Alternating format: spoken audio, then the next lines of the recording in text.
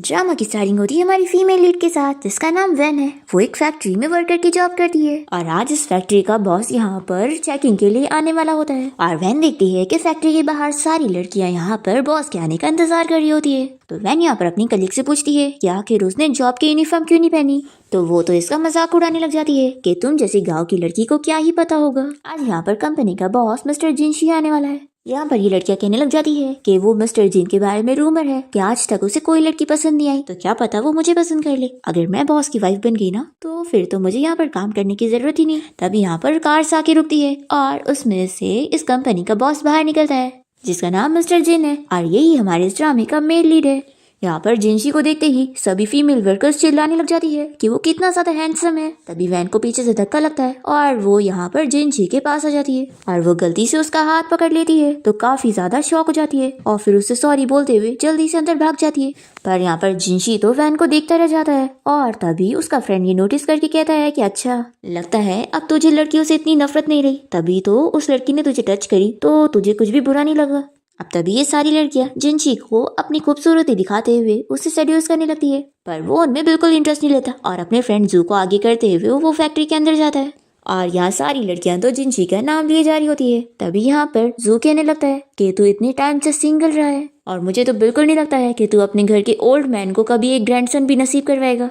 पर हम देखते हैं कि जिनशी तो सिर्फ वैन के बारे में ही सोच रहा होता है। जो कहने लगता है कि तूने तो इन सारी फीमेल वर्कर्स का दिल तोड़ दिया, पर जिनशी तो इसकी बातों पर ध्यान नहीं देता और वो अंदर चला जाता है। फिर जब लंच टाइम हो जाता है तो वैन अपनी प्लेट में सिर्फ चावल लेकर खा रही होती है। तो यहाँ पर कुछ लड़कियां उसके बारे में बात करने लगती है कि वो इतनी सारी पार्ट टाइम जॉब्स करती है पर एक वेजिटेबल भी अफोर्ड नहीं कर सकती।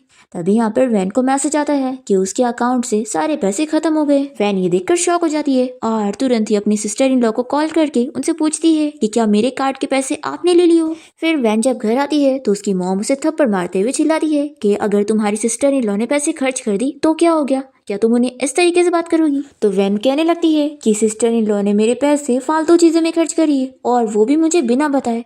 तो इसकी सिस्टर इन लॉ कहती है कि आखिर इतना क्यों चिल्ला रही हो, मैंने सिर्फ थोड़े ही पैसे तो खर्च करी हूँ और वैसे भी मैं इस घर को एक बेटा देने वाली हूँ तो इतना तो मेरा खर्च करना बनता ही है। फिर ये अपने हस्बैंड को कंप्लेन करने लगती है कि अपनी सिस्टर को कुछ बोलो। फिर वैन का भाई उसे कहने लगता है कि अगर तुम्हारी सिस्टर इन लॉ ने पैसे खर्च कर दिए तो क्या हो गया, तुम्हें तो उसे और पैसे देने चाहिए, आखिर वो इस घर को एक बेटा देने वाली है। वैन की मॉम उसे कहने लगती है कि तुम कितनी ज्यादा सेल्फिश हो, पैसों के लिए आखिर कोई अपने घर वालों से इतना मीन होता है। तो वैन रोते हुए कहने लग जाती है कि मैंने इतनी सारी पार्ट टाइम जॉब्स करके अपने कॉलेज के लिए पैसे जमा करी थी।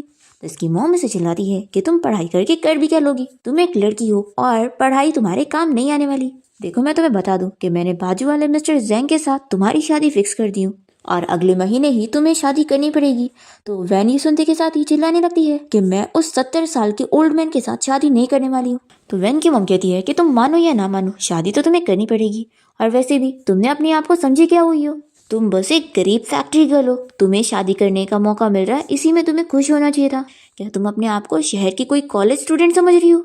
वैन कहती है कि आपको तो कॉलेज का नाम तक नहीं लेना चाहिए, आपकी वजह से ही मैं कॉलेज में पढ़ नहीं पाई और आप भूल कैसे सकती हैं कि मेरा इतने फेमस कॉलेज में एडमिशन हुआ था पर आपने मेरा एडमिशन लेटर फाड़ दिया। तो वैन की मॉम से कहती है कि अब ये सब बकवास बंद करो और बाहर जाकर काम करो। ऐसा बोलकर वो उसे घर से बाहर निकाल देती है। फिर यहाँ पर वैन रोते हुए सोचने लगती है कि इन लोगों ने बस मुझे पैसा कमाने की टूल समझा हुआ है, अब मैं बस कैसे भी करके एक महीने में इतने पैसे कमा लूं कि इस घर से निकल सकूं। और फिर वैन को यहाँ पर एक क्लीनर की जॉब का पोस्टर दिख जाता है तो वो उस एड्रेस पर पहुंच जाती है जो कि एक बार का होता है।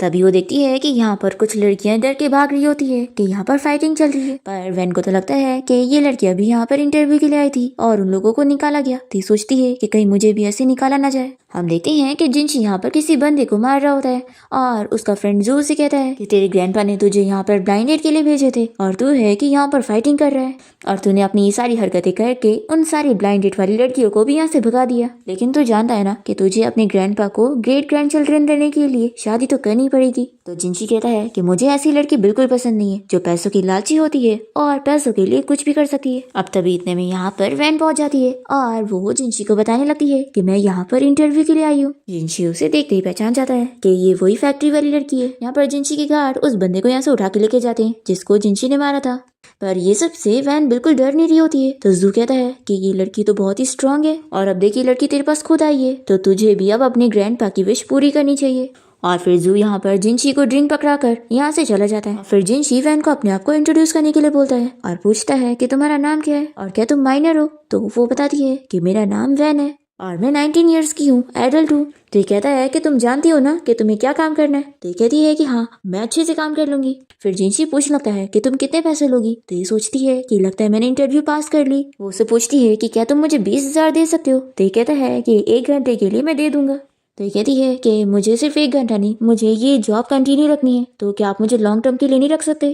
तो ये सोचता है कि मुझे यकीन नहीं हो रहा कि ये ऐसे टाइप की लड़की है और मैंने ये एक्सपेक्ट नहीं करा था। सच में इस लड़की को मैंने अंडर एस्टिमेट कर दिया। ऐसा सोचते हुए ये यहाँ से जाने लगता है। पर फिर यहाँ पर जिनशी को बहुत ही तेज गर्मी लगने लग जाती है और वो समझ जाता है कि उसके फ्रेंड जू ने उसे ड्रग देकर गया है। फिर ये उसे कह देता है कि तुम्हें 1 घंटे का 20,000 चाहिए ना, मैं तुम्हें दे दूंगा। ऐसा बोलकर वो उसे किस करने लगता है। तो वो इसे दूर करते हुए कहती है कि तुम आखिर ये क्या कर रहे हो। जिनशी कहता है कि क्या हुआ, तुम कंटिन्यू नहीं करना चाहती हो। तो ये कहती है कि बिल्कुल नहीं। ये इसे बताता है कि मुझे मेरे फ्रेंड ने ड्रग दे दिया है, तो तुम मेरी हेल्प कर दो और अपना प्राइस बताओ। तो वैन कहने लग जाती है कि मिस्टर, आपने मुझे गलत समझ लिया, मैं ऐसे काम करने नहीं आई हूँ। तो जिनशी इसे चिल्लाता है कि अगर ऐसी बात है तो यहाँ से चली जाओ और अब मैं जीऊँ या मरूं, तुम्हारा इसे कोई लेना देना नहीं है, तुम निकल जाओ। फिर वैन इसे सॉरी बोलकर जल्दी से यहाँ से भागकर जा रही होती है। पर तभी वो देखती है कि इसकी हालत काफी खराब हो रही है। तो वैन को ये देख ही नहीं जाता और वो वापस आ जाती है जिनशी की हेल्प करने के लिए और उसे किस करने लगती है और दोनों ही नाइट स्पेंड कर लेते हैं। इसी के साथ ही 1 महीना बीत जाता है और यहाँ फैक्ट्री में सभी वर्कर का फुल बॉडी चेकअप हो रहा होता है। और तभी डॉक्टर यहाँ पर जिनशी को बताता है कि वो तो प्रेग्नेंट है और उसके 3 बेबी होने वाले हैं। ये सुनकर वो शॉक रह जाती है और डॉक्टर उसे कहने लग जाता है कि तुम इतनी यंग हो, आखिर पैसों के लिए ऐसे काम कैसे कर सकती हो। फिर वैन जिनशी के बारे में याद करने लगती है कि वही इन बच्चों का डैडी है और फिर ये बहुत ही अपसेट होकर रिपोर्ट लेकर बाहर आती है। तो यहाँ पर इसकी कलीग इसका रिपोर्ट ले लेती है और सभी लोग यहाँ पर वैन के कैरेक्टर के बारे में बात करने लगते हैं कि वो कितनी बेकार लड़की है। तभी यहाँ पर जिनशी का फ्रेंड जू आया होता है और वो उसके ग्रैंडपा से कॉल पर बात कर रहा होता है और उन्हें बताता है कि अब उन्हें फिक्र करने की जरूरत नहीं है क्योंकि अब जिनशी लड़कियों से इतनी नफरत नहीं करता है। और फिर जैसे ही जू यहाँ पर वैन को देखता है तो वो सोचता है कि ये तो वही रात वाली लड़की है। ये सारी लड़कियां यहाँ पर वैन का मजाक उड़ाने लग जाती है और उसे शेमलेस कह रही होती है कि उसकी अभी शादी भी नहीं हुई और वो पहले ही प्रेग्नेंट हो गई और अभी तो उसकी एज भी नहीं है। तभी यहाँ पर जू ये सुन लेता है और वो पूछता है कि क्या ये लड़की प्रेग्नेंट है। तो ये लोग उसे जल्दी से रिपोर्ट दिखाते हुए बताने लगते हैं और कहते हैं कि उसे इस लड़की को यहाँ जॉब से निकाल देना चाहिए। जू को काफी शौक लग रहा होता है कि कहीं ये सच में जीएन के बच्चे तो नहीं। फिर वो वैन से पूछ लगता है कि आखिर ये बेबी किसका है, तो वो नहीं बताती है। फिर ये लड़की वैन से कहने लगती है कि अब उसे यहाँ से फायर कर दिया जाएगा। पर जू यहाँ पर सभी को चिल्लाता है और इन लोगों को जाने के लिए बोलता है। फिर वैन यहाँ पर जू को जिनशी का कार्ड दे देती है और उसे कह देती है कि तुम जाकर उसे ये दे देना और कह देना कि उसका इस सब से कोई मतलब नहीं है। फिर जू तुरंत ही कॉल करके वैन की सारी डिटेल इन्फॉर्मेशन निकलवाने के लिए बोलता है कि क्या उसकी लाइफ में पहले कोई मैन रहा है। फिर इसके बाद वैन जब अपने घर पहुंचती है तो वो अपने मॉम और भाई को बातें करते हुए सुनती है जो कि कह रहे होते हैं जो कि बात कर रहे होते हैं कि हमें जल्द से जल्द वैन की शादी कर देनी चाहिए, फिर हमें 2 लाख का फायदा होगा। और वैन का भाई उसकी मॉम से कहता है कि उसकी शादी आज ही कल में कर देनी चाहिए। फिर ये सब सुनने के बाद वैन यहाँ अपने रूम में आती है और अपने सारे कपड़ों को बैग में डालने लगती है। तभी यहाँ वैन की सिस्टर इन लॉ आकर उसे देख लेती है और कहती है कि अच्छा, तो तुम घर से भागने का सोच रही हो, तुम यहाँ से कहीं नहीं जा सकती। फिर दूसरी ओर हम यहाँ जिनशी को देखते हैं जो कि अपने डैड, अपने ग्रैंडपा और अपने ग्रेट ग्रैंडपा के साथ टेम्पल गया होता है। वो तीनों जिनशी के लिए गॉड से प्रे कर रहे होते हैं कि जल्द से जल्द जिनशी की शादी हो जाए और उसका बच्चा भी हो जाए क्योंकि उनके फैमिली को कर्ज लगा है और वो लोग नहीं चाहते कि ये कंटिन्यू हो। तो जिनशी ये सुनकर इन तीनों से कहता है कि आखिर गॉड से ये सारी चीजों की प्रे करने की क्या जरूरत है। तो वो तीनों इससे कहते हैं कि इसकी बहुत जरूरत है। जिनशी के ग्रेट ग्रैंडपा उसे इस बारे में बताते हैं कि उनकी फैमिली 7 जनरेशन से ऐसे ही रही है कि शादी के बाद भी उन्हें टाइम पर बच्चे नहीं होते और काफी लेट बच्चे होते हैं। तो इसलिए लोग चाह रहे होते हैं कि जल्द से जल्द जिनशी की शादी हो जाए और ये लोग उसके बच्चे का मुंह देख पाए। जिनशी के ग्रेट ग्रैंडपा कहते हैं कि वैसे तो इस चीज में तुम्हारी भी पूरी मेहनत लगने वाली है, लेकिन ये प्रॉब्लम हमारी फैमिली के लगे हुए कर्ज का भी है। तभी इतने में यहाँ पर जिनशी का फ्रेंड जो भागते हुए आता है और उसे बताने लगता है कि जिनशी, तूने उस रात जिस लड़की के साथ नाइट स्पेंड किया था वो प्रेग्नेंट हो गई है। ये सुनते के साथ ही जिनशी के डैड, ग्रैंडपा और ग्रेट ग्रैंडपा खुश हो जाते हैं और वो जो से आखिर पूछते हैं कि वो कोई झूठ तो नहीं बोल रहा है। तो वो कहता है कि मैं आप लोगों से झूठ कैसे बोलूंगा। तो जिनशी कहता है कि आखिर वो रिपोर्ट असली कैसे हो सकती है, ऐसी कई लड़कियां मेरी लाइफ में आ चुकी है जो पैसों के लालच में मेरी बच्चे की मॉम बनने की एक्टिंग किया करती है। तो जोई से रिपोर्ट देते हुए कहता है कि तू खुद देख ले, ये रिपोर्ट असली है। जो जिंक्सी से कहने लगता है कि चलो अच्छा हुआ, तो उन्हें अपनी फैमिली का नाम रोशन कर दिया। फिर यहाँ पर तीनों जन भी जल्दी से रिपोर्ट लेकर देखने लगते हैं और कहते हैं कि हमें तो बिलीव नहीं हो रहा। फिर ये तीनों ही बहुत ही खुश हो जाते हैं और जिंक्सी से कहते हैं कि तुम अपनी वाइफ को घर ले आओ, हम उसे मीटिंग गिफ्ट देना चाहते हैं और तुम्हारे होने वाले बच्चों का ख्याल रखना चाहते हैं। फिर जिंची यहाँ पर वैन के बारे में याद करने लगता है कि उसने जब उसकी हेल्प कर दी थी तो उसने उसे बोला था कि 1 घंटे का, जैसा कि उसने उसे प्रॉमिस करा था 20,000, तो उसे वो सिर्फ 20,000 नहीं बल्कि 1 मिलियन दे रहा है, ऐसा बोलकर अपना कार्ड देने लगता है। तो ये सुनकर जिंची को लगता है कि उसे पैसे कम लग रहे, तो वो कहता है कि मैं अपने असिस्टेंट से कहकर तुम्हें और पैसे दिलवा दूंगा। जिंची यहाँ पर उसे कह देता है कि दोबारा ऐसे काम मत करना। ये कहकर वो चला जाता है और ये उसे बता भी नहीं पाती कि वो ये काम तो करने के लिए आई नहीं थी। फिर जिंची वैन के बारे में ये सब याद करते हुए सोचता है कि वो लड़की तो अच्छी है ही नहीं और आखिर ऐसे कैसे मैं उसे अपनी वाइफ बनाऊं। दूसरी तरफ वैन की सिस्टर इन लॉ उसकी मॉम को बता देती है कि ये घर से भागने वाली थी, तो इसकी मॉम से थप्पड़ लगाती है कि आखिर ऐसे कैसे तुम शादी छोड़कर भाग सकती हो। तो वैन अपनी मॉम को मनाने लगती है कि मॉम अभी मुझे पढ़ाई करनी है, तो उसकी मॉम से और थप्पड़ लगाती है कि तुम एक लड़की हो और तुम्हें पढ़ाई करने की जरूरत ही नहीं है, चुपचाप से शादी कर लो, हमें 2 लाख मिलेंगे तो उससे मेरे ग्रैंडसन का हम एक घर ले सकते हैं। फिर यहाँ पर वैन का भाई कहने लगता है कि मॉम क्यों ना हम इसी वक्त ही इसे मिस्टर जैन को जाके दे दे। फिर ये लोग वैन को इसी वक्त ही ले जाने की कोशिश करते हैं, तो वैन इन लोग को बता देती है कि मैं प्रेग्नेंट हूँ। तो ये लोग बिलीव नहीं करते और कहते हैं कि तुम जरूर झूठ बोल रही होगी। तो वैन तुरंत ही अपना रिपोर्ट दिखाती है। तो वैन की मॉम से चिल्लाने लगती है कि आखिर वो ऐसा कैसे कर सकती है और वो उसे पूछती है कि आखिर वो मैन कौन है। तुम उसे अभी इसी वक्त बोलो कि वो हमें 2 लाख दे, नहीं तो हम तुम्हारे बच्चे को नहीं छोड़ेंगे। तो वैन का भाई कहता है कि मॉम अब 2 लाख नहीं, अब हम 3 लाख लेंगे। तो वैन कहती है कि क्या आप लोगों को सिर्फ पैसों की पड़ी है। तो इसकी मॉम कहती है कि तुमने हमारे पैसों का नुकसान करा दियो, इसलिए हमारा अभी टाइम मत वेस्ट करो और बताओ कि वो मैन कौन है। तो यहाँ पर वैन नहीं बताती और कहती है कि मुझे नहीं पता। तो इसकी मॉम कहती है कि इसे पकड़कर फैक्ट्री लेके चलो, हम वहाँ चल के पता लगा ही लेंगे। और फिर ये लोग वैन को जबरदस्ती फैक्ट्री के बाहर लेकर जाते हैं और वैन का भाई चिल्लाने लगता है कि आखिर वो मैन कौन है, वो खुद सामने आ जाए। और फिर वैन की सिस्टर इन लॉ यहाँ पर चिल्लाकर सभी को वैन के बारे में बताने लगती है कि उसने कितना शेमलेस काम करी है। फिर यहाँ पर ये लोग फैक्ट्री के सभी लड़कों को पूछने लगते हैं कि क्या वही उनमें से कोई मैन है। फिर वैन इन लोग को बताई देती है कि वो बंदा कोई और नहीं मिस्टर जिंची है। तो यहाँ पर कोई भी वैन की बात पर बिलीव नहीं करता कि आखिर इतना रिचेस्ट मैन उसके बच्चे का डैड कैसे हो सकता है। वैन का भाई कहता है कि तुम्हें बहुत झूठ बोलने का शौक है ना, रुको अभी मैं तुम्हें सबक सिखाता हूँ। वैन कहती है कि मैं झूठ नहीं बोल रही हूँ। तो उसका भाई कहता है कि ठीक है, फिर तुम उस मिस्टर जिंची को कॉल करो और उससे बोलो कि वो हमें पैसे दे। फिर वैन याद करती है कि जब वो क्लीनर की जॉब के लिए गई थी तो उसने पोस्टर पे नंबर देखी थी। फिर वो कॉल लगाने लग जाती है और यहाँ पर सभी लोग उस पर हंस रहे होते हैं क्योंकि किसी को भी बिलीव नहीं होता कि वो मिस्टर जिंची को कॉल कर सकती है। फिर यहाँ पर जो के फोन में वैन का कॉल आता है तो वो जिंची के ग्रैंडपा को कॉल सुनाने लगता है कि उसी लड़की का कॉल आया है।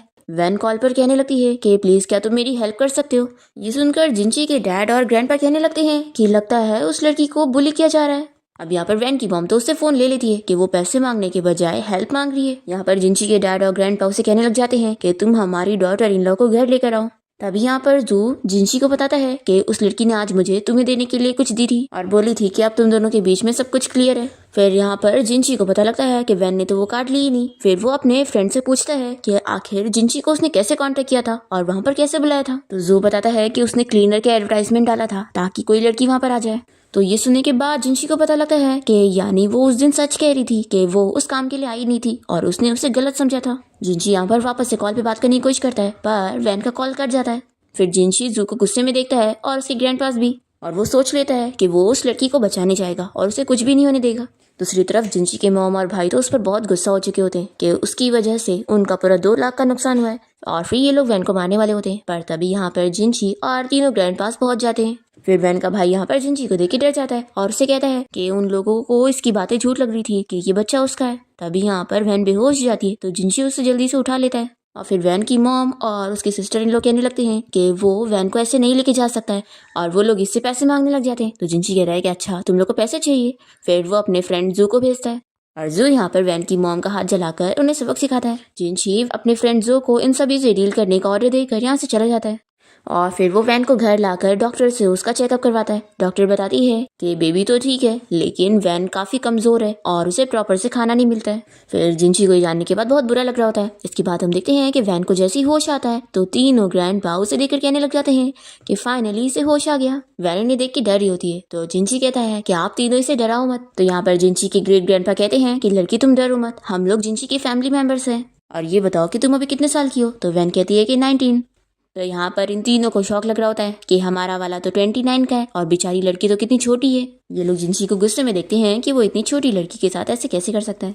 वैन इन लोग को थैंक यू बोलने लग जाती है उन लोग की जान बचाने के लिए। तो तीनों ग्रैंडपास कहते हैं कि तुम थैंक यू क्यों बोल रही हो, उल्टा इसमें तो हमारी गलती है और अब तुम जिंशी की बच्चे की मॉम बनने वाली हो, तो तुम्हें फिक्र करने की जरूरत नहीं है, तुम यहीं पर रहोगी।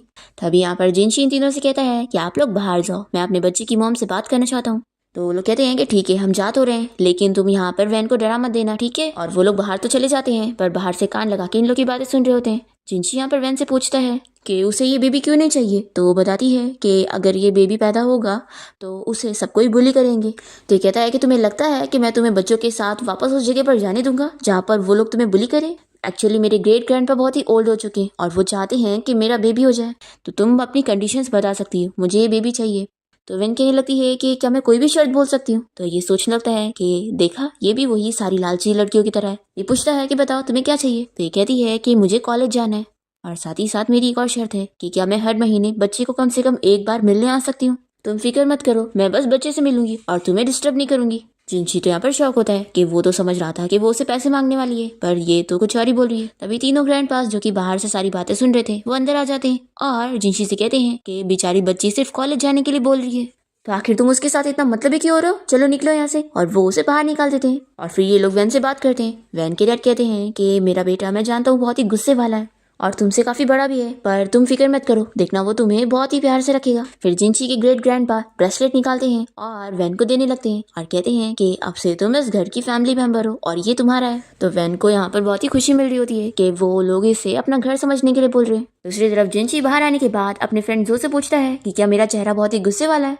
तो इसका फ्रेंड जो कहता है कि हाँ आज तूने सच बोल दिया। तो जिंशी गुस्से में कहता है कि अब मैं जब अपनी वाइफ से मिलने जाऊंगा तो तुम मेरे साथ नहीं जाओगी, नहीं तो तुम उसे डरा दोगे, ऐसा बोलकर ही चला जाता है। तो यहाँ पर जो हंसने लग जाता है कि कितना जेलस पर्सन है। फिर यहाँ पर तीनों ग्रैंडपास जिंशी से कहने लग जाते हैं कि वैन की फैमिली बिल्कुल अच्छी नहीं है, उसका भाई बस जुआ खेलता है और कोई काम भी नहीं करने जाता, और वैन की मॉम लड़की के आगे लड़के को फेवर करती है और उसकी सिस्टर इन लॉ तो बहुत ही मतलबी है, और ऐसी फैमिली में वैन का सर्वाइव करना बहुत ज्यादा मुश्किल है। और फिर ये तीनों आपस में डिस्कस करते हैं कि बच्ची बहुत ही अच्छी है और वो पढ़ाई करना चाहती है तो हम उसे पढ़ने देंगे। और ये लोग जिंशी से कहते हैं कि उस बच्ची का फोन टूट चुका है तो तुम उसके लिए नया फोन लेकर आओ। और ये तीनों आपस में डिस्कस करते हैं कि अभी उस बच्ची को रेस्ट की जरूरत है तो हम उसे काफी रेस्ट करने देंगे। और फिर जिंशी के ग्रेट ग्रैंडपा उसे समझाते हैं कि तुम ना थोड़ा स्माइल किया करो और इतना कोल्ड फेस बना के हर वक्त मत घुमा करो, नहीं तो वो लड़की भी तुमसे डर जाएगी। फिर इसके बाद जिंशी तीनों ग्रैंडपास के साथ वैन को लेकर शॉपिंग कर जाता है और वो तो बस बैठकर देख रहा होता है और ये तीनों ग्रैंडपास यहाँ पर वैन के लिए सारी चीजें खरीद रहे होते हैं।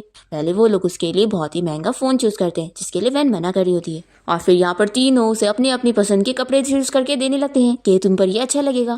पर वैन जब इन लोग का प्राइस देखती है तो सब बहुत ही महंगे होते हैं तो ये मना करने लगती है। तभी जिंशी कहता है कि फिक्र मत करो, ये पूरा मॉल मेरा है तो तुम जो चाहे वो ले सकती हो। और फिर उसके बाद ये तीनों ग्रैंडपास जिंशी को अलग अलग ड्रेस ट्राई करने के लिए भी भेजते हैं। अभी यहाँ पर जिंशी जैसे ही वैन को इतना तैयार देखता है तो वो भी स्माइल करने लगता है। फिर इसके बाद जिंशी बिल पे करने के लिए जाता है और वैन के लिए और भी रखी हुई सारी ड्रेस को पैक करने के लिए बोल रहा होता है, तो वो मना करती है कि इतनी सारी ड्रेस का मैं क्या करूंगी, इतनी सारी नहीं चाहिए। तभी तीनों ग्रैंडपास यहाँ पर उसके लिए अपनी अपनी पसंद का पर्स लेकर आ जाते हैं और उसे कहने लग जाते हैं कि अब वो कॉलेज जाया करेगी या कहीं बाहर जाएगी तो उसे पर्स की जरूरत होगी। पर वैन जैसी प्राइस देखती है तो इतना ज्यादा प्राइस देखकर वो मना करती है, पर ये लोग तो इतने खुश होते हैं उसके लिए चूज करने में और बिल बनाने के लिए बोलते हैं और कहते हैं कि हम तुम्हारे लिए और अच्छे से चूज करके लाते हैं। वैन तीनों ग्रैंडपास की वजह से इतनी खुश होती है कि वो तीनों उसे कितने अच्छे से ट्रीट कर रहे हैं और ये सोचती है कि क्या कभी ये इन लोगों को रिपे कर पाएगी। फिर इसके बाद मेड वैन के लिए न्यूट्रिशन वाला खाना लेकर आती है, तो ये सारा देखकर वो कहती है कि इतना सबकी क्या जरूरत थी। तो बताती है कि वो तीनों ओल्ड मैन का ऑर्डर है कि जिंशी ने पहली बार किसी लड़की को घर लाया है तो वो उसका अच्छे से ख्याल रखने वाले हैं। वैन को शौक लग रहा होता है कि वो पहली है। फिर हम देखते हैं कि वैन घर की साफ सफाई के काम करने लग जाती है। जैसी मेड ये देखती है तो सभी मेड्स उसे रोकने लग जाती है कि आखिर वो ये क्या कर रही है। वो लोग कितनी डर जाती है और वैन को जल्दी से रेस्ट करने के लिए भेजती है।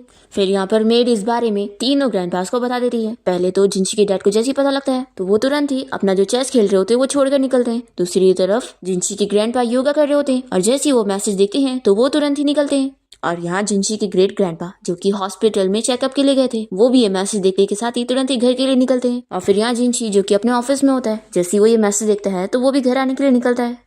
फिर यहाँ पर हम देखते हैं कि वैन प्लांट्स को पानी दे रही होती है, तभी मेड उसे रोकने लग जाती है कि उसे ये सारे काम करने की जरूरत नहीं है और वो उसे पाइप ले लेती है। अब तभी यहाँ पर वैन का पैर स्लिप हो जाता है और वो गिरने वाली होती है, पर इतने में जिनशी आकर उसे गिरने से बचा लेता है। तो इन दोनों को ऐसे साथ देखकर तीनों तो बहुत ही खुश हो जाते हैं और कहने लगते हैं कि हाँ, यंग लोगों को ऐसे ही साथ रहना चाहिए तो अच्छा लगता है। वैन पूछती है कि आप लोग अचानक से घर आ गए, तो जिनशी के डैड बताने लगते हैं कि मेरी डॉटर इन लॉ यहाँ घर के काम कर रही है तो मैं क्यों नहीं आऊंगा। तो वैन कहती है कि कोई बड़ी बात नहीं है, ये सारे काम तो मैं अपने घर में करा ही करती थी। तो ये तीनों से कहते हैं कि अब उसे यहाँ पर ये सारे काम करने की जरूरत नहीं है, क्योंकि वो लोग चाहते हैं कि वैन यहाँ पर हेल्दी रहे। तो वैन मान जाती है कि ठीक है, मैं आप लोग की बात सुनूंगी। फिर ग्रैंडपा जिनशी से कहते हैं कि अब तुम वैन को लेकर जाओ और उसका ड्रेस चेंज करवाने में हेल्प कर दो। तो जिनशी तो यहाँ पर वैन को उठा के लेके जाता है और वो बहुत ही शर्माने लगती है। फिर वैन बहुत ज्यादा खुश होती है और वो सोचती है कि फैमिली होना ऐसा होता है, आज पता चल रहा है। अब तभी इतने में वैन को उसकी मॉम की कॉल आती है और वो उसे चिल्लाने लगती है कि तुमने उन लोगों को हायर करवाई थी हमें मारने के लिए, तुम्हें पता भी है हमारी क्या हालत हो गई है, तुम्हारे भाई को तो इतनी चोट आ गई है और तुम्हारी सिस्टर इन लॉ भी काफी डरी हुई है, इसलिए अब हमें इन सब के पैसे चाहिए। तो उस मिस्टर जिनशी से हमें 10 मिलियन लेके दो और साथ ही साथ एक विला भी। तो जिनशी कहती है कि 10 मिलियन और एक विला, क्या आप लोग पागल हो गए? और वैसे भी मिस्टर जिनशी का इस सबसे कोई लेना देना नहीं है, तो मैं उनसे कैसे मांग सकती हूँ। तो वैन की मम कहती है कि मैं इतनी आसानी से तो नहीं मानने वाली हूँ, हमें पैसे तो चाहिए। ऐसा बोलकर वो कॉल कट कर देती है। तभी यहाँ पर जिनशी बैठा होता है और वो वैन से पूछता है कि तुम किससे कॉल पे बात कर रही थी। तो वो इसे नहीं बताती है और कहती है कि वैसे तुम यहाँ पर क्या कर रहे हो। तो वो कहता है कि ये मेरा घर है तो मैं यहाँ पे नहीं रह सकता हूँ। और फिर वो वैन की क्लोज जाने लगता है। तो वो उसे कहती है कि तुम मेरे नजदीक नहीं आ सकते, मैं प्रेग्नेंट हूँ। तो ये कहता है कि मैं इतना भी ज्यादा बुरा नहीं हूँ कि एक प्रेग्नेंट वुमेन में इंटरेस्टेड होऊंगा। तो ये सोचती है कि अगर वो इतना बुरा नहीं होता तो उसके साथ उस रात ये सब करता ही नहीं। फिर जिनशी यहाँ पर वैन को अपना कार्ड देता है और कहता है कि इसमें अनलिमिटेड पैसा है, वो जितना चाहे उतना खर्च कर सकती है। तो वो मना करने लगती है कि मुझे नहीं चाहिए, पर ये उसके हाथ में पकड़ा देता है और कहता है कि जब तुम ठीक हो जाओगी तो मैं तुम्हें कॉलेज जाने दूंगा। ऐसा बोलकर चला जाता है। फिर वैन यहाँ पर फैक्ट्री में काम करने पहुंच जाती है और मैनेजर उससे पूछता है कि वो काम करने क्यों आई। तो बताती है कि अभी मेरे 3 दिन बचे हुए हैं तो मैं वो कंप्लीट करके अपनी सैलरी लेकर जाना चाहती हूँ। तभी यहाँ पर सभी लड़कियां इससे पूछने लगती है कि आखिर उसका मिस्टर जिनशी के साथ क्या रिलेशन है, क्योंकि उसने इन लोगों की आधी सैलरी काट लिया और मैनेजर तक को फाइन पड़ा। तो दूसरी लड़की कहती है कि कुछ रिलेशन हो ही नहीं सकता है, जरूर बस उस वक्त बॉस यहाँ पर इंस्पेक्शन के लिए आए होंगे और वो तो कोइंसिडेंस था कि उन्होंने इसकी हेल्प कर दी। कहने लगते हैं कि मिस्टर जिनशी ने तुम्हारी हेल्प करे, इसका ये मतलब मत समझना कि तुम उन्हें सेड्यूस कर सकती हो, और अच्छा है कि तुम अपनी असली जगह पर वापस आ चुकी हो, तो अब यहाँ पर काम करो। दूसरी तरफ हम देखते हैं कि जिनशी एक बहुत ही फेमस कॉलेज में प्रिंसिपल से बात करने गया वैन के एडमिशन के लिए, पर यहाँ पर प्रिंसिपल तो वैन का प्रोफाइल देखते ही बता देते हैं कि ये लड़की तो टॉप स्टूडेंट है और इसका हमारे कॉलेज में एडमिशन भी हो चुका था, पर पता नहीं क्यों फिर वो ड्रॉप आउट होकर चली गई और यहाँ पर आई नहीं। तो जिनशी प्रिंसिपल से बात कर लेता है कि फिर मेरी वाइफ नेक्स्ट वीक से ही यहाँ पर स्टडी के लिए आएगी। फिर यहाँ पर जिनशी को घर से मेड की कॉल आती है और वो बताती है कि बॉस आपकी वाइफ कहीं बाहर चली गई है और आपका दिया हुआ कार्ड भी छोड़कर गई है। फिर जिनशी तो यहाँ पर समझ जाता है कि जरूर वो काम के लिए चली गई होंगी और ये अपने फ्रेंड को कार रेडी करने के लिए बोलता है। दूसरी तरफ हम देखते हैं कि वैन यहाँ पर थोड़ा रेस्ट करने लग जाती है तो ये सारे लोग उसे बुली करने लगते हैं और फिर एक मैन यहाँ पर वैन को टच भी करने लग जाता है कि उसे बहुत मैन चाहिए रहते हैं। तभी इतने में यहाँ पर जिनशी पहुंच जाता है और इसे पंच मारते हुए सभी को चिल्लाता है कि वो उसकी वाइफ को हाथ कैसे लगा सकते हैं और उसे कैसे बुली कर सकते हैं। ये जानकर सभी लोग शॉक हो जाते हैं और फिर जिनशी यहाँ पर इन लोगों को अपने गार्ड्स के जरिए पकड़ लेता है और फिर वो वैन को सिखाने लगता है कि वो इन लोगों से अपना बदला ले। वो समझाता है कि अगर तुम दूसरों के सामने इतनी कमजोर बिहेव करोगी तो वो तो तुम्हें बुली करते रह जाएंगे और अगर तुम स्ट्रांग बनोगी तो ही वो रुकेंगे। फिर यहाँ पर वो उसका हाथ पकड़ के इन लोगों को स्लैप मार के दिखाता है कि ऐसे मारो और पूछता है कि क्या तुम सीख गई। तो वो कहती है कि हाँ और फिर वो दूसरी बार खुद ही स्लैप मारती है और फिर जिनशी यहाँ से वैन को लेकर चला जाता है और अपने फ्रेंड जो को बाकियों से डील करने के लिए बोल देता है। फिर जिनशी यहाँ पर वैन से पूछता है कि मैंने जो तुम्हें पैसे दिया था क्या वो तुम्हारे लिए काफी नहीं थे जो तुम यहाँ पर काम करने आ गई। तो ये कहती है कि वो बहुत सारे पैसे लेकिन वो तुम्हारे हैं और मैं खुद को कॉन्फिडेंट देने के लिए अपना इंडिपेंडेंट रहकर कमाना चाहती हूँ। तो ये कहता है कि तुम्हें काम करने की जरूरत नहीं है, अगर तुम्हें कॉन्फिडेंस चाहिए तो तुम्हें अच्छे से स्टडी करनी चाहिए और अपना स्किल्स पे फोकस करना चाहिए। तो ये खुश होकर पूछती है कि यानी तुम्हारे कहने का ये मतलब है कि मैं अब कॉलेज जा सकती हूँ। तो वो बताने लगता है कि मैं अभी कॉलेज के प्रिंसिपल से बात करके ही आ रहा हूँ और उन्होंने कहा है कि उनके पास अभी भी तुम्हारा स्टूडेंट स्टेटस रखा हुआ है और क्योंकि तुम्हारा एडमिशन पहले से वहाँ पर था तो तुम जा सकती हो। फिर वैन तो बहुत ज्यादा खुश हो जाती है और जल्दी से जिनशी को हक कर लेती है। फिर वो भी उसे हक करने वाला होता है, इतने में वो दूर होती है और कहती है कि सॉरी मैं बहुत ज्यादा एक्साइटेड हो गई थी। अब क्योंकि जो तो अंदर उन लोगों को मार रहा होता है तो उन लोग की चीखने की आवाज आने लगती है और वैन पूछती है कि आखिर वो आवाज क्यों कर रहे हैं। तो जिनशी इसे बहाना करते हुए बता देता है कि वो लोग बहुत ही खुश हो गए क्योंकि जू ने उन लोग को छोड़ दिया होगा। फिर जिनशी कार में वैन को बैठने के लिए बोलता है और वो खुद ही कार ड्राइव करके लेके जाता है और अपने फ्रेंड जू को यहीं पर ही छोड़ देता है और उसे कहता है कि वो खुद वॉक करके आ जाए। फिर इसके बाद जिनशी वैन को घर लाने के बाद डॉक्टर से उसका चेकअप करवाता है और डॉक्टर यहाँ पर वैन की सारी चोट पर मेडिसिन लगा देती है। और फिर यहाँ पर जिनशी का फ्रेंड जो उसे आकर बताता है कि बहुत सारा काम हो चुका है और जैसे कि आपकी वाइफ प्रेग्नेंट है तो हमने बिना खून बहाए ही सबसे डील कर लिए, तो अब हम बस गॉड से प्रे करेंगे और कुछ नहीं करेंगे। फिर वैन को जिनशी के पास जाना होता है, इसलिए वो अपने फ्रेंड जो से पूछता है कि क्या मेरे ऊपर से सिगरेट की स्मेल आ रही है। तो जो कहता है कि क्यों ना तो ये मिस वैन से ही पूछ लेना। फिर जिनशी वैन की रूम की तरफ जा रहा होता है, तभी मेड उसे बताती है कि डॉक्टर को जल्दी में जाना पड़ गया और वो मिस वैन को ठीक से मेडिसिन नहीं लगा पाई, तो उन्होंने हमें बता दी है कि कैसे लगाना है और वो देकर गई है। फिर जिनशी यहाँ पर वैन के पास आता है और उसे अपना कपड़ा हटाने बोलता है मेडिसिन लगाने के लिए। तो वैन उसे मना करने लग जाती है कि वो मेड से लगवा लेगी या फिर वो खुद लगा लेगी। तो ये कहता है कि नहीं, मेड अभी बिजी है और तुम खुद नहीं लगा पाओगी, इसलिए आप जल्दी हटाओ, मैं लगा देता हूँ। फिर वैन को इसकी बात माननी पड़ती है और जिनशी उसे अच्छे से मेडिसिन लगा देता है और तभी वैन उसे स्लो से लगाने के लिए बोल रही होती है। इतने में इन लोग की सारी बातें तीनों ग्रैंडपास बाहर से सुन रहे होते हैं और उन लोगों को लग रहा होता है कि वो दोनों का अंदर रोमांस चल रहा है। और तो ये लोग बहुत ही खुश होने लगते हैं कि इससे हमें कम से कम ये तो पता चल गया कि जिनशी को लड़की पसंद है। फिर जिनशी वैन को मेडिसिन लगाने के बाद उससे कह देता है कि तुम मुझे मेरे नाम से बुलाया करो, मुझे मिस्टर मत बोला करो। ऐसा बोलकर वो जल्दी से यहाँ से भाग जाता है। फिर नेक्स्ट डे हम देखते हैं कि वैन की मॉम उसे कॉल करके चिल्लाने लगती है कि तुम कितनी अनग्रेटफुल हो, तुम्हें अपनी फैमिली की कोई पड़ी ही नहीं है। वैन कहती है कि आप लोगों ने कभी मुझे अपनी फैमिली माना ही नहीं, तो अब आप लोग को क्या है। तो यहाँ पर उसकी सिस्टर इन लॉ फोन लेकर उसे चिल्लाने लगती है कि तुम इतने दिन से हमारे घर पे फ्री में खा रही थी और अब तुम इतने अमीर घर में चली गई हो तो हमें पैसे नहीं दे रही हो, ऐसे नहीं चलने वाला है। वैन को इन लोगों की बातें सुनकर बहुत ही गुस्सा आती है और वो कॉल कट कर देती है और फिर अपने आप को समझाने लगती है कि मुझे अब बस कॉलेज जाना है और अच्छे से पढ़ाई करके स्किल सीखनी है। फिर नेक्स्ट डे वैन तैयार होकर कॉलेज जाने के लिए निकल रही होती है और तीनों ग्रैंडपा से कहती है कि मैं अब कॉलेज जाती हूँ। तभी वो लोग इसके लिए बहुत सारी ड्रेस मंगवाते हैं और मेड बताती है कि तीनों ग्रैंडपास का ऑर्डर है कि आज उसके कॉलेज का फर्स्ट डे है तो वो कोई अच्छी सी लिमिटेड एडिशन वाली ड्रेस पहन के जाए। तो वैन मना करती है कि नहीं, मैं सिंपल ड्रेस पहनकर ही कॉलेज जाना चाहती हूँ। तभी जिनशी के डैड कहते हैं कि मैं तुम्हारे साथ अपने बॉडीगार्ड को भी भेज देता हूँ ताकि वो तुम्हें प्रोटेक्ट करेगा। जिनशी के ग्रैंडपा यहाँ पर वैन को टिफिन देने लगते हैं और कहते हैं कि ये न्यूट्रिशन वाला सूप है, इसे जरूर पीना। ग्रेट ग्रैंडपा कहते हैं कि क्यों ना मैं तुम्हारे साथ शेफ को भी भेज देता हूँ, क्योंकि तुम कॉलेज के कैफे वाला खाना मत खाना, तुम्हें हेल्दी खाना ही खाना चाहिए। तो वैन कहती है कि अरे ये सब की जरूरत नहीं है, मैं अपना ख्याल रख लूंगी। तो यहाँ पर जिनशी के डैड फिर भी कहने लगते हैं कि तुम एक को तो लेकर जाओ, ये तुम्हारा बैग पकड़ लेगा। तो यहाँ पर जिनशी बताने लगता है कि मैंने एक शेफ को अरेंज कर दिया हूँ जो कि तुम्हारे कॉलेज के खाने का इंतजाम करेगा। और वो इन तीनों से कह देता है कि बॉडीगार्ड को तो कॉलेज में एंट्री मिलेगी ही नहीं। फिर वैन जल्दी से बाहर चली जाती है, नहीं तो ये तीनों ग्रैंडपा उसकी और केयर करते रह जाएंगे। अब तभी हम देखते हैं कि वैन की मॉम और उसका भाई और उसकी सिस्टर इन लॉ उसके घर के बाहर यहाँ पर उसका वेट कर रहे होते हैं और सोचते हैं कि कितने बड़े विला में रह रही है। तभी इतने में वैन बाहर आ जाती है और ये लोग सोचते हैं कि ये आसानी से हमें 10 मिलियन तो दे ही सकती है, पर दे नहीं रही है। फिर ये लोग चुपके से वैन के पास जाने वाले होते हैं। इतने में यहाँ पर बॉडीगार्ड्स इन तीनों को पकड़ लेते हैं और उन्हें यहाँ से दूर लेके जाने लगते हैं कि विला के आसपास ऐसे फालतू लोग नहीं नजर आने चाहिए। जिनशी यहाँ पर वैन से पूछता है कि तुम इतनी जल्दी क्यों निकल रही हो, कहीं ऐसा तो नहीं कि तुम कैंपस में ही रुकने का सोच रही हो। वैन कहती है कि क्या मैं रुक सकती हूँ, फिर मेरी स्टडी के लिए ईजी होगा। तो ये कहता है कि बिल्कुल नहीं, चलो तुम कार में बैठो, मैं तुम्हें छोड़ देता हूँ। फिर वो कार में बैठकर जिनशी से कहती है कि वैसे तुम्हें मुझे कॉलेज छोड़ने की जरूरत नहीं है, मैं बस से भी जा सकती हूँ। तो ये कहता है कि किसने कहा कि मैं तुम्हें कॉलेज छोड़ने जा रहा हूँ, मैं तो अपने तीनों बच्चों को छोड़ने जा रहा हूँ। तो चलो अब मेरे बच्चों की सेफ्टी के लिए जल्दी से सीट बेल्ट पहन लो।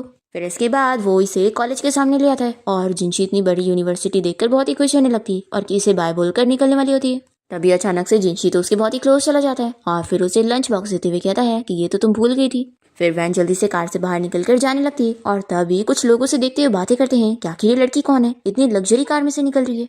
फिर हम देखते हैं कि जिनशी तो यहाँ से जाते हुए वैन के बारे में सोचकर स्माइल करने लगता है और वैन यहाँ अपनी क्लास में पहुंच कर सभी को अपने आप को इंट्रोड्यूस कराने लगती है। तभी एक लड़की तो सभी को बताने लगती है कि यही वो लड़की है जो आज लग्जरी कार में से बाहर निकली थी। फिर यहाँ पर वैन की पुरानी हाई स्कूल क्लासमेट भी उसे देखकर पहचान जाती है कि वो तो बहुत ही गरीब है। तभी यहाँ पर वैन के पास कुछ स्टूडेंट आकर उसे बात करने लगते हैं कि वो जिस लग्जरी कार से कॉलेज आई थी वो कितनी ज्यादा महंगी थी। और एक लड़का यहाँ पर वैन से उसका नंबर मांगने लगता है कि वो उसका फ्रेंड बनना चाहता है। तभी वैन याद करती है कि मेड ने उसे जिनशी के बनाए हुए सारे रूल्स बताए थी कि जब वो कॉलेज जाएगी तो उसे ये सारे रूल्स फॉलो करने के, पहला तो अपनी हेल्थ का ध्यान रखना है, प्रॉपर खाना वगैरह खाना है और साथ ही साथ वो कॉलेज में लड़कों के साथ नहीं घूम सकती। वैन इस बारे में मेड से पूछती है कि ये कैसा रूल है, आखिर फ्रेंडशिप वगैरह तो चलती ही ना। तो मेड बताती है कि ये सारे रूल्स बॉस की तरफ से। अब तभी वैन के पास यहाँ पर दो लड़कियां आकर उसे बताने लगती है कि क्या तुमने हमें पहचानी, हम लोग तुम्हारी पुरानी हाई स्कूल क्लासमेट्स हैं। तो यहाँ पर वैन इन दोनों को पहचान जाती है। फिर ये लोग उससे बात करने लगती है और उसे पूछती है कि वैसे स्कूल टाइम में तो वो बहुत ही गरीब हुआ करती थी, तो अब वो इतनी अमीर कैसे हो गई। तो ये कहती है कि तुम लोग गलत समझ रहे हो, मैं कोई अमीर नहीं हूँ। फिर ये जानने के बाद तो इन दोनों को बड़ी खुशी मिल रही होती है और ये लोग वैन से कहती है कि वैसे अभी जल्दी ही क्लास रियूनियन पार्टी होने वाली है, तो तुम्हें भी वहाँ पे जरूर आना होगा। और फिर ये लोग वैन से हाँ बुलवा ही लेते हैं और फिर दोनों जन मिलकर क्लास रियूनियन पार्टी के लिए सभी को बुलाने लगती है और कॉल पर डिस्कस कर रही होती है कि वैन का ये लोग बड़ा मजाक उड़ाने वाले और इन लोग को बहुत मजा आएगा। फिर वैन घर आने के बाद जिनशी को क्लास रियूनियन पार्टी के बारे में बताती है और पूछती है कि क्या मैं जा सकती हूँ। उन लोगों ने मुझसे हाँ करवा ली है और वैसे तो मुझे एक लड़की ने इनवाइट करी है, लेकिन तुम तो जानते हो ना कि पार्टी में सभी स्टूडेंट्स आएंगे तो लड़के भी होंगे। तो जिनशी कहता है कि मुझे क्यों प्रॉब्लम होगी कि तुम फ्रेंड्स मत बनाओ। तो वो पूछती है कि उसने ही तो ऐसा रूल रखा था। तो जिनशी जल्दी से अपनी मेट को इशारा करके उसे बुलवा देता है कि उसने ऐसा कोई रूल नहीं बनाया। फिर वो अपनी मेट से कह देता है कि वैन को पार्टी में जाने के लिए अच्छे से तैयार कर दो। फिर यहाँ पर मेट्स वैन के लिए बहुत सारे कपड़े लेकर आती है, ज्वेलरीज, और फिर ये लोग उसकी पसंद पूछने लगते हैं कि वो क्या पहनना चाहेगी। तो वैन यहाँ पर मना कर रही होती है कि वो सिंपल होना चाहती है, पर मेट्स कहती है कि नहीं, वो उसको अच्छे से तैयार करके ही रहेंगे। तभी ये सारी चीजें जिनशी और उसका फ्रेंड जो सुन रहे होते हैं और जो कहता है कि अच्छा तू अपनी वाइफ को अच्छे से तैयार करवाना चाहता है उसे क्लासमेट्स को दिखाने के लिए। ऐसा बोलकर ये इसे जेलस करवाने लगता है। फिर हम देखते हैं कि जिनशी यहाँ पर शावर लेकर बाहर आता है। तभी इतने में वैन यहाँ पर आ जाती है और उसे कहती है कि सॉरी, मुझे नहीं पता था कि तुम बाथरूम में हो। तभी वो इसे रोक लेता है और पूछता है कि तुम किस काम के लिए आई थी। तो ये बताती है कि वो पीछे का बटन बंद नहीं कर पा रही है, तो वो मेड से हेल्प लेना चाहती थी पर वो भी बिजी है। फिर ये जिनशी से कह देती है कि क्या तुम मेरी हेल्प कर सकते हो। तो वो उसे पीछे मुड़ने को कहता है और उसका बटन बंद करने लगता है। फिर वैन कहती है कि मुझे तुमसे एक चीज डिस्कस भी करनी थी कि अब से मैं कॉलेज अकेले चली जाया करूंगी, तुम मुझे छोड़ने मत जाना। तो ये पूछता है कि इसका रीजन क्या है। तो वो कहती है कि उसकी कार से अगर वो रोज कॉलेज जाएगी तो सभी लोग उसके बारे में ही बात करेंगे और फिर वो उसके और अपने रिलेशनशिप के बारे में उन लोग को क्या बताएगी। तो जिनशी वैन को अपने क्लोज करके पूछता है कि क्या तुम हमारे रिलेशनशिप को एडमिट नहीं करना चाहती हो। तो ये कहती है कि ऑफ कोर्स, क्योंकि हम दोनों दो अलग दुनिया से बिलोंग करते हैं। तो ये उसे और क्लोज करता है और पूछता है कि क्या दो अलग दुनिया वाले लोग ऐसे क्लोज होते हैं। तो ये कहती है कि मैं पार्टी में जाने के लिए लेट हो रही हूँ, ऐसा बोलकर भाग जाती है। फिर हम देखते हैं कि वैन के सभी क्लासमेट्स रियूनियन पार्टी में पहुंच जाते हैं और सोच रहे होते हैं कि अभी तक वो आई क्यों नहीं, और ये लोग उसकी बेइज्जती करने का ही सोच रहे होते हैं कि ये लोग उसकी गरीबी का मजाक उड़ाएंगे क्योंकि वो एक फैक्ट्री में काम करती है और जरूर अपने फैक्ट्री वाले यूनिफॉर्म यहाँ पर पहन के आएगी। फिर जैसे यहाँ पर वैन पहुंचती है तो ये लोग तो उसे देखते ही रह जाते हैं कि वो इतनी ब्यूटीफुल लग रही है और फिर ये लोग तो उससे बात करना चाह रहे होते हैं और फिर वो लड़की बहुत ही गुस्सा हो जाती है जिसने यहाँ पर इसे इनवाइट करी थी, क्योंकि वो तो बस इसे एम्बेरस करना चाहती थी। दूसरी तरफ घर पे यहाँ जिनशी वैन के बारे में सोचने में लगा होता है और वो अपने फ्रेंड जो से पूछता है कि आखिर दो अलग दुनिया का मतलब क्या होता है। तो जो इसे एक्सप्लेन करने लग जाता है और फिर जिनशी यहाँ पर वैन को मैसेज करता है कि बाहर बारिश हो रही है और तुमने अम्ब्रेला भी नहीं लेकर गई होंगी। फिर ये तुरंत ही वैन को पिक करने जाने के लिए यहाँ से निकलता है। दूसरी तरफ हम देखते हैं कि होटल के बाहर सभी क्लासमेट्स खड़े होते हैं और ये लोग बारिश रुकने का इंतजार कर रहे होते हैं। तभी कुछ लड़कियां वैन से पूछती है कि उसकी फैक्ट्री की सैलरी तो इतनी ज्यादा होगी नहीं, तो आखिर उसने इतने महंगे कपड़े कैसे पहनी है। और वो लोग इसके बारे में कुछ भी बोल जा रहे होते हैं। तो ये पूछती है कि तुम लोग के कहने का क्या मतलब है। लिन कहती है कि तुम इतनी गरीब हो लेकिन तुमने ये महंगे कपड़े इसलिए पहनी हो क्योंकि तुमने किसी रिच ओल्ड मैन को फंसाई होंगी और तभी तो तुम्हें कॉलेज में भी एडमिशन मिल पाया क्योंकि उस ओल्ड मैन ने ही सब किया। तभी इतने में यहाँ पर जिनशी अम्ब्रेला लेकर आया होता है और इसे देखकर सब बातें करने लगते हैं कि आखिर ये हैंडसम लड़का कौन है। जिनशी वैन को अपना हाथ देने लगता है और उसे कहता है कि चलो मैं तुम्हें घर लेके चलता हूँ। तभी इतने में वैन की क्लासमेट्स उससे पूछने लगती है कि आखिर ये हैंडसम लड़का तुम्हारा है कौन, क्या ये तुम्हारा बॉयफ्रेंड है।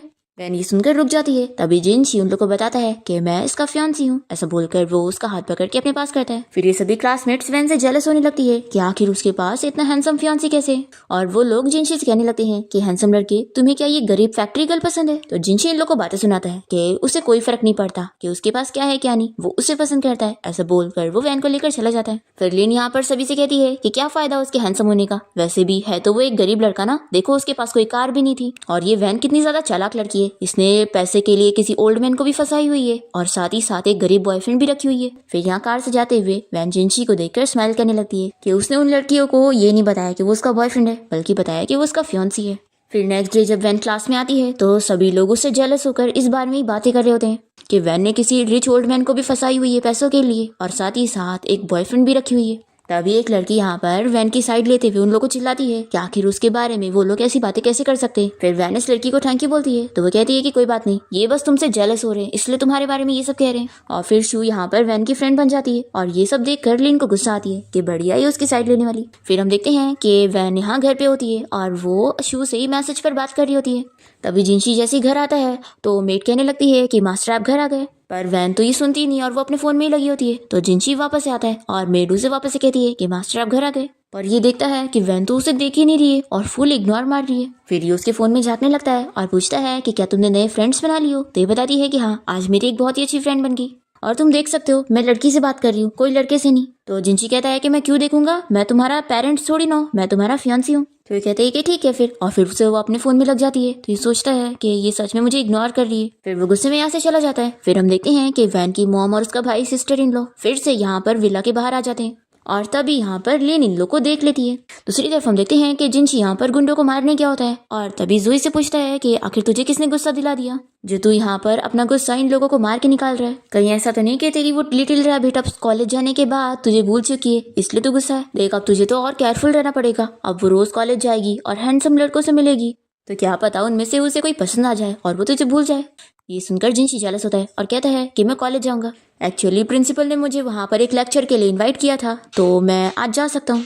फिर यहाँ वैन जब कैंपस में पहुंचती है तो सभी लड़कियां उसी के बारे में बात कर रही थी। वैन को पता लगता है कि उसकी मॉम, भाई और सिस्टर इन लॉ यहाँ पर सभी के सामने उसके बारे में हंगामे कर रहे हैं और बता रहे हैं कि कैसे वो शादी के पहले ही प्रेग्नेंट हो चुकी है और उन लोगों को छोड़कर किसी रिच ओल्ड मैन के पास रह रही है और मजे की लाइफ एंजॉय कर रही है। वैन यहाँ पर इन लोग को रोकने की कोशिश करती है कि आखिर वो लोग ये सब क्यों कर रहे हैं और ये सब झूठ क्यों फैला रहे हैं। फिर सभी वैन के बारे में बुराई करने लगते हैं कि वो कितनी बड़ी मिस्ट्रेस है।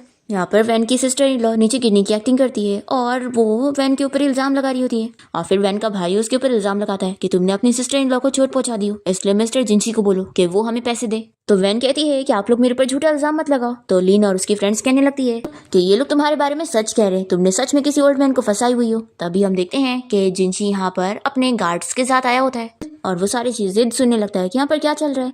तभी यहाँ पर लीन वैन से कहती है कि आखिर वो ओल्ड मैन है कौन, हम भी तो देखे। तो यहाँ पर जिनशी अपनी एंट्री मारता है और कहता है कि मैं ही वो ओल्ड मैन हूँ। वैन जल्दी से उसके पास जाती है। लिन कह रही होती है कि ये तो वही गरीब लड़का है ना। तभी यहाँ पर कुछ लोग तो जिनशी को देखकर पहचान जाते हैं कि वो तो इस शहर का रिचेस्ट मैन मिस्टर जिनशी है। फिर ये लोग बातें करने लगते हैं कि ये वैन का फियांसी है। फिर लिन ये सुनने के बाद भी कहती है कि अगर ये रिच बंदा है तो क्या हुआ, क्या ये इसकी मदद से अपनी फैमिली को ऐसे मार सकती है। वैन यहाँ पर जिनशी से कहती है कि मैंने इन्हें नहीं मारी हूँ। तो कहता है कि मैं तुम पे ट्रस्ट करता हूँ। वैन का भाई उसे कहता है कि तुमने अपनी सिस्टर इन लॉ को चोट पहुंचाई हो, इसलिए मिस्टर जिनशी को हमारी मेडिकल फीस भरनी पड़ेगी। फिर जिनशी सिस्टर इन लॉ से पूछता है कि क्या तुम्हें ज्यादा तकलीफ हो रही है और तुम उठ नहीं पा रही हो। तो वो और एक्टिंग करने लग जाती है कि हाँ, वैन ने मुझे इतना तेज गिराई है कि अब मैं उठ भी नहीं पा रही हूँ और लगता है अब मेरा बच्चा यहीं पर ही मर जाएगा। तो यहाँ पर जो पहुंच जाता है और कहता है कि नहीं, बच्चे को मैं ऐसे मरने नहीं दूंगा, तुम फिक्र मत करो, मैं अभी तुम्हारी डिलीवरी कर देता हूँ। और ये गार्ड्स को बुलाकर कहता है कि इसे पकड़ो, अभी हम तुम्हारा बेबी निकालते। फिर ये डर जाती है और उठकर यहाँ से भाग लेती है। फिर जिनशी सभी को प्रूफ करके दिखा देता है कि देखा ना, उसे कोई पेन नहीं हो रहा था और वो ये सारे बस ड्रामे कर रही थी वैन के ऊपर झूठा इल्जाम लगाने के लिए। तो इसलिए अब कोई भी मेरी होने वाली वाइफ के बारे में कुछ भी झूठे रूमर्स फैलाएगा ना तो उसे मैं छोड़ूंगा नहीं। फिर वैन का भाई जिनशी से कहता है कि तुम्हें मेडिकल फीस नहीं देनी है तो कोई बात नहीं, लेकिन कम से कम अगर अब तुम वैन से शादी करने वाले हो तो तुम्हें हमें ब्राइड प्राइस देना पड़ेगा। तो जिनशी इन लोगों को चिल्लाता है कि तुम लोगों ने वैन का नाम खराब करने की कोशिश की और इसके ऊपर झूठा झूठा इल्जाम लगाए और इसे मारने की भी कोशिश की, तो तुम जैसी फैमिली को लगता है कि मैं तुम लोग को ब्राइड प्राइस दूंगा। फिर गार्ड्स यहाँ पर वैन की मॉम और उसके भाई को पकड़ लेते हैं और जिनशी पूछता है कि तुम इनसे कैसे डील करना चाहती हो। तो वैन अब कह देती है कि ये लोग मेरी फैमिली नहीं है, तो तुम चाहे इनसे जैसे डील कर लो। फिर वैन यहाँ से जाने लगती है और जिनशी अपने गार्ड्स को उन्हें सबक सिखाने के लिए ऑर्डर दे देता है। फिर वैन को रोता हुआ देखकर जिनशी पूछता है कि क्या मैंने अच्छे से डील नहीं किया। तो ये कहती है कि नहीं, तुमने सब सही किया। तो जिनशी कहता है कि तुम थोड़ी देर के लिए सो जाओ, फिर तुम अच्छा फील करोगी। फिर वैन को बैठकर सोने में जम नहीं रहा होता है तो जिनशी उसे अपने पैर पर सर रखने के लिए बोलता है। फिर इसके बाद हम देखते हैं कि वैन बुरा सपना देखकर उठती है तो जिनशी उसे कहता है कि फिक्र मत करो, मैं यहीं पर ही हूँ। फिर वैन को जैसे ही पता लगता है कि ये उसका रूम है तो ये जल्दी से उठ जाती है और कहती है कि मैं अपने रूम में जाती हूँ। तो जिनशी यहाँ पर उसके क्लोज जाता है और उसे कहता है कि वो यहाँ से कहीं नहीं जा सकती क्योंकि वो उसके रूम में रहेगी तभी तो वो उसका ठीक से ख्याल रख पाएगा। वैन उसे डर रही होती है तो ये कहता है कि फिक्र मत करो, मैं तुम्हारे साथ कुछ करने वाला नहीं हूँ, तुम आराम से सो सकती हो। फिर नेक्स्ट डे वैन कॉलेज जाती है तो उसे पता लगता है कि लिन और वो लड़की यहाँ से कॉलेज से निकाले जा चुके हैं और अब कोई भी यहाँ पर वैन के बारे में झूठी रूमर्स नहीं फैला रहा होता है और सब उससे अच्छे से बात करते हैं। तभी हम देखते हैं कि वैन की फ्रेंड शू से पूछ रही होती है कि आखिर वो जिनशी से मिली कैसे थी और उन दोनों की लव स्टोरी कैसे स्टार्ट हो गई। तभी यहाँ पर जिनशी वैन से मिलने के लिए कॉलेज आया होता है और वो उसकी सीट के पीछे ही बैठकर उसकी सारी बातें सुन रहा होता है। वैन शू को बताती है कि वो लोग कोइंसिडेंटली मिल गए थे। तभी जिनशी की आवाज सुनकर सभी क्लासमेट्स बाहर चले जाते हैं क्योंकि वैसे भी छुट्टी होने का टाइम हो गया होता है। फिर जिनशी यहाँ पर वैन को किस करने के लिए उसके क्लोज जाने लगता है तो वो कहती है कि हम लोग क्लासरूम में पर फिर भी वो उसे किस कर लेता है। तो ये कहती है कि नहीं, यहाँ पर बहुत सारे लोग हैं। तो जिनशी पूछता है कि क्या तुम मुझे पसंद नहीं करती हो और मेरा तुम्हारे साथ होना तुम्हें पसंद नहीं आता। तो ये कहती है कि बिल्कुल नहीं, तुम बहुत अच्छे हो। ये पूछता है कि अब तुम कॉलेज में फ्रेंड्स बना चुकी हो तो तुम मेरे साथ बिल्कुल टाइम स्पेंड नहीं करती। तो ये बताती है कि वो ऐसा जानबूझ के करती है क्योंकि वो दोनों अलग दुनिया से बिलोंग करते हैं, तो एक दिन वो उससे अलग हो ही जाएगी, इसलिए वो पहले से इसकी आदत डाल रही थी। ये सुनने के साथ ही जिनशी यहाँ पर वैन को अपने क्लोज करता है और उसे कहता है कि वो दोनों कभी अलग होने वाले नहीं है। तभी वैन उसे पूछती है कि क्या वो उससे शादी करने वाला है। तो वो कहता है कि ऑफ कोर्स, तो क्या तुम मुझसे शादी करना चाहोगी। तो वो बहुत ही खुश होकर हाँ कहती है। फिर इसके बाद दोनों ही कोर्ट जाकर अपना मैरिज सर्टिफिकेट ले लेते हैं। फिर ऐसे ही कुछ महीने बीत जाते हैं और आज वैन का बर्थडे होता है। तो जिनशी और तीनों ग्रैंडपा उसे सरप्राइज देते हुए उसका बर्थडे सेलिब्रेट करते हैं। तभी इतने में यहाँ पर वैन को पेन होने लगता है और उसका डिलीवरी टाइम हो जाता है। तो ये लोग जल्दी से लेकर उसे हॉस्पिटल पहुंचते हैं और फिर वैन के 3 बेबीज हो जाते हैं और इनकी जिम्मेदारी तीनों ग्रैंडपा ले लेते हैं और उन्हें बहुत ही खुशी खुशी संभालने लग जाते हैं। और ये देखकर वैन और जिनशी तो बहुत ही फ्री होते हैं कि बेबीज की केयर करने के लिए तीनों ग्रैंडपा है। और इसी के साथ इस ड्रामा की हैप्पी एंडिंग हो जाती है।